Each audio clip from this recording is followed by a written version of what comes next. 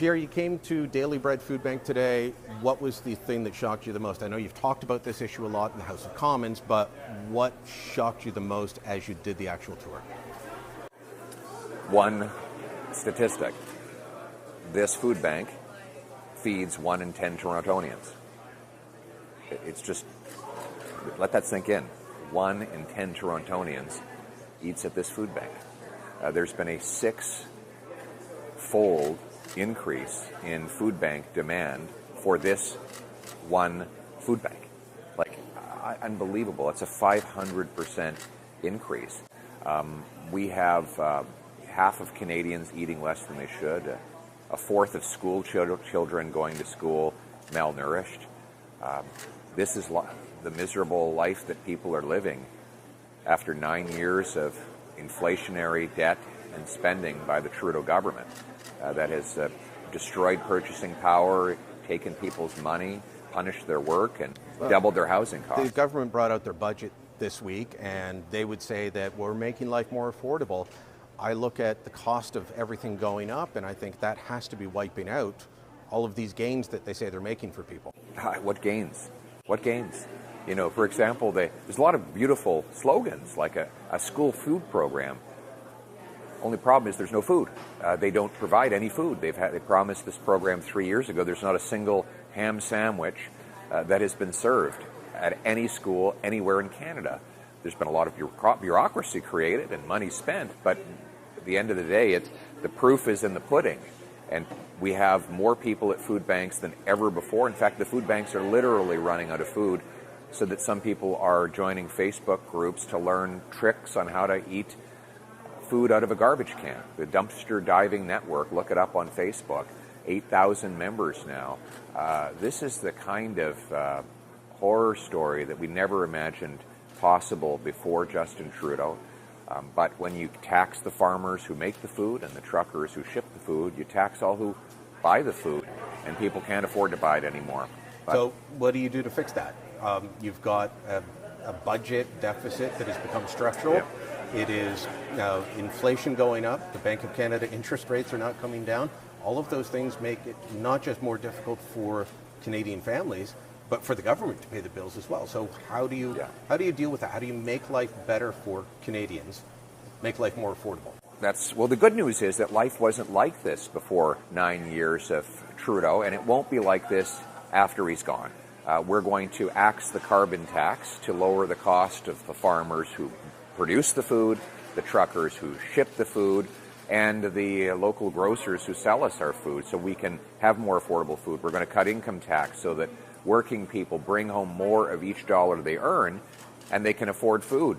Oh, you cut income tax? I hadn't heard that before.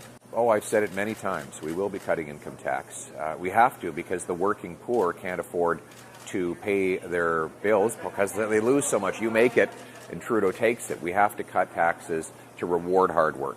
We're going to cap government spending and cut waste to bring down deficits, interest rates, and inflation. And we're going to require municipalities get out of the way so builders can build homes people can afford by making it a requirement that cities permit 15% more home building per year as a condition of getting federal funds. And that way we can build the homes that make it affordable. It's hard to believe, but 9 years ago, when I was housing minister, the average rent was $973 a month. That was not even a decade ago. So we've proven we can make housing affordable. We've got to build the homes to do it. Do you feel like the Trudeau Liberals, after saying you had no housing plan for so long, after mocking what you were putting forward, they're stealing it now? I mean, they announced, we'll release federal lands, federal buildings for homes. Is that a compliment, or how do you see it? Well, if they were actually going to do it, I'd be happy. But what they've done is they've taken all of my ideas and they've promised that some point in the future they will do them. But the reality is they're big on talk, short on execution. As Elvis Presley might say, a little less conversation, a little more action, please. Since Sean Fraser took over as housing minister, after he ruined the immigration system, home building's gone down. This month, housing starts are down. Next month they'll be down again. The month after that they will be down, according to his own housing agency.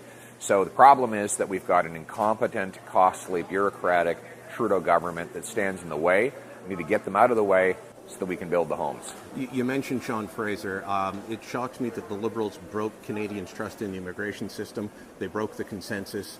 I live near a food bank at a church where their recent immigrants are showing up lining up all morning, every Wednesday, to go to a food bank because they arrived in Canada. Housing's too much, food's too much. Do we need to get things under control? I mean, even the Prime Minister's now saying, we're bringing in people faster than we could absorb. And I think, okay, well, maybe don't do that. If only he knew somebody who could have done something different. maybe not do that. So do we have to deal with 900,000 to 1 million temporary residents coming in each year? This is the legacy of Sean Fraser. He's the guy that unleashed chaos in temporary immigration. He made it run out of control. And that's not my words, that's the Prime Minister's words. But the puzzling part is, okay, you have a minister who totally ruined the immigration system. The logical thing to do is fire him, put him on the back bench, and then ask him not to run again in the next election. But instead he puts him in charge of housing. No wonder housing costs have doubled after 8 years of Trudeau. And another reason just to fire the whole government in a carbon tax election so that we can elect a new common sense government to axe the tax, build the homes, fix the budget, stop the crime.